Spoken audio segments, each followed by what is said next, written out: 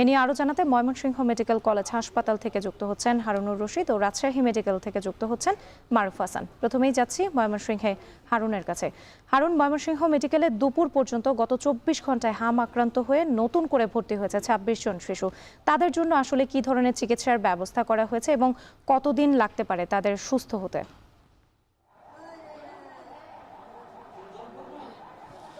রাত্রি ময়মনসিংহ মেডিকেল কলেজে হামের চিকিৎসার জন্য কিন্তু একটি আলাদা ইউনিট খোলা হয়েছে, অর্থাৎ হাম আইসোলেশন সেন্টার। এটি ময়মনসিংহ মেডিকেল কলেজ হাসপাতালের যে নতুন ভবন রয়েছে সেই নতুন ভবনের 8 তলায় যেখানে কেবিন রয়েছে সেই কেবিনগুলোতে হাম আক্রান্ত রোগীদেরকে দেওয়া হয়েছে। এবং এখানে আমরা রোগীদের স্বজনদের সাথে কথা বলেছি। রোগীদের স্বজন এবং চিকিৎসক তারা যেটি বলেছেন যে হঠাৎ করেই এই হামের প্রাদুর্ভাব দেখা দেওয়ার কারণে কিন্তু রোগীরাও যেমন বেকায়দায় পড়েছেন, পাশাপাশি হাসপাতাল কর্তৃপক্ষও কিন্তু একটি বেকায়দার মধ্যে পড়েছেন, যার কারণে কিন্তু তারা এই সর্বোচ্চ চেষ্টা করছেন চিকিৎসকরা এই হাম আক্রান্ত রোগী যারা রয়েছেন তাদেরকে বিশেষ চিকিৎসা সেবা দেওয়ার জন্য। এবং এর অংশ হিসেবেই কিন্তু আলাদা আইসোলেশন সেন্টার করা হয়েছে এবং এই সেন্টারে যারা হাম আক্রান্ত বা হাম শনাক্ত হচ্ছে তাদেরকে কিন্তু সেখানে নিয়ে নিবিড় পর্যবেক্ষণে রাখা হয়েছে এবং তাদেরকে চিকিৎসা সেবা দেওয়া হচ্ছে। তবে এখানে আমরা হাসপাতাল কর্তৃপক্ষ এবং রোগীর স্বজনদের সাথে কথা বলে যে বিষয়টি জানতে পেরেছি, বিশেষ করে সাধারণত শিশুর জন্মের 9 মাসের মধ্যে কিন্তু হামের টিকা দেওয়া হয়, কিন্তু এখানে অনেক ছোট শিশু এসেছে যাদের বয়স কিন্তু 9 মাসের চেয়ে কম, অর্থাৎ যে সময়টাতে হামে আক্রান্ত হওয়ার কথা নয় সেই অধিক সংখ্যক শিশু কিন্তু সেই 9 মাস বয়সের কম থেকে আক্রান্ত হচ্ছেন। এটি কিন্তু চিকিৎসক এবং সংশ্লিষ্টদের একটি ভাবনায় ফেলেছে এবং তারা এই বিষয়টি কিভাবে মোকাবেলা করা যায় সেগুলো কিন্তু তারা চিন্তা ভাবনা করছেন। আমরা দেখছি যে এই যে ইউনিটটি রয়েছে এখানে যে কেবিনগুলো রয়েছে হাসপাতালের, সেই কেবিন ছাড়াও কিন্তু বাহিরে প্রচুর রোগী রয়েছে যারা এখানে চিকিৎসা নিচ্ছেন এবং তারা যেটি বলছেন যে তারা কিন্তু সিট না পাওয়ার কারণে কিন্তু তারা এখানে আসছেন এবং এসে তারা কিন্তু এখানে চিকিৎসা নিচ্ছেন বারান্দায়। আমি সিভিল সার্জন এবং স্বাস্থ্য বিভাগের সাথে কথা বলেছিলাম। স্বাস্থ্য বিভাগ যেটি বলেছে যে আগামী রোববার থেকে হামের নতুন করে টিকা শুরু হবে এবং 2-1 দিনের মধ্যেই হামের যে টিকা সেই টিকাগুলো কিন্তু চলে আসবে এবং চলে আসার পর থেকেই কিন্তু সরকারের যে নির্দেশনা রয়েছে সেই নির্দেশনা অনুযায়ী তারা তাদের যে চিকিৎসা কার্যক্রম সেটি চালিয়ে যাবেন এবং হামের যে টিকা দেওয়ার কার্যক্রম সেটি কিন্তু তারা দেবেন। এবং আমি হাসপাতালের যিনি সহকারী পরিচালক রয়েছেন তার সাথে আমরা কথা বলেছি। তিনি যেটি বলেছেন তারা সর্বোচ্চ গুরুত্ব দিয়ে হাম আক্রান্ত যারা রোগী রয়েছেন তাদের চিকিৎসা সেবা দিচ্ছেন এবং এই চিকিৎসায় যেন কোনো ধরনের ব্যত্যয় না হয় সেটি কঠোর মনিটরিংয়ে রাখা হয়েছে বলে আমাদেরকে জানানো হয়েছে। তো সব মিলিয়ে এই ছিল ময়মনসিংহ মেডিকেল কলেজ হাসপাতাল থেকে হাম রোগীর চিকিৎসা কার্যক্রমের সর্বশেষ।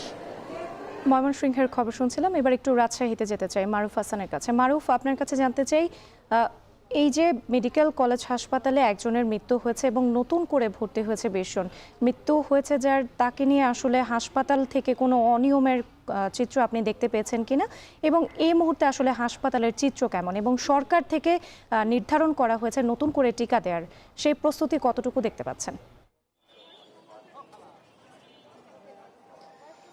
রাত্রি সারা দেশের মতো রাজশাহী মেডিকেল হাসপাতালেও কিন্তু হাম রোগীর যে প্রাদুর্ভাব সেটা কিন্তু আমরা দেখতে পাচ্ছি। সকাল থেকে কিন্তু এখানে অনেকেই শিশুদের কিন্তু নিয়ে আসছেন এবং তাদের প্রাথমিকভাবে শিশু যে ইউনিট আছে সেখানে কিন্তু ভর্তি করানো হচ্ছে। তারপরেই পরীক্ষা নিরীক্ষা এবং স্যাম্পল সংগ্রহ করার পরেই জানানো হচ্ছে যে শিশু আসলে হামে আক্রান্ত হয়েছে কিনা। যারা হাম রোগে আক্রান্ত হয়েছে তাদের জন্য আলাদাভাবে এখানে হাম রোগের আইসোলেশন ইউনিট আলাদা করে রাখা হয়েছে, সেখানে কিন্তু তাদেরকে পাঠানো হচ্ছে এবং আইসিইউ এবং ভেন্টিলেটর যদি লাগছে সেই সাপোর্টগুলো কিন্তু তাদের দেওয়া হচ্ছে।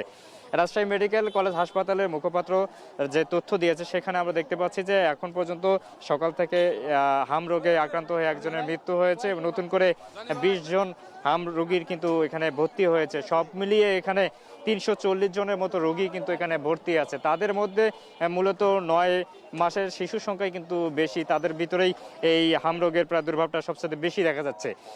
পাশাপাশি এখানে 15 বছর এবং 14 বছর এই বয়সের বয়সী 2-1 জনকে প্রাথমিকভাবে তারা মনে করছেন যে হামে হতে পারে, তাদেরকে চিকিৎসার জন্য এবং তাদের ট্রিটমেন্ট এবং পরীক্ষা নিরীক্ষার কাজ চলছে। পরবর্তীতে তারা সেই বিষয় নিয়ে জানাতে পারবেন।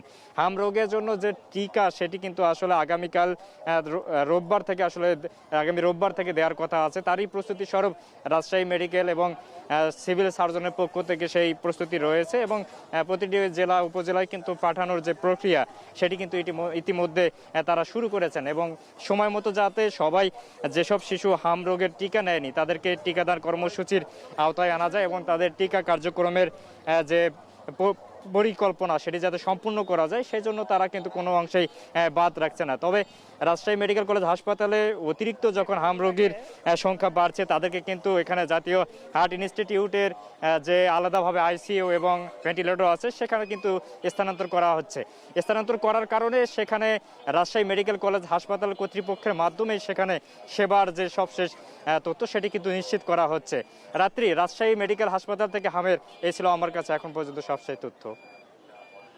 রাজশাহী ও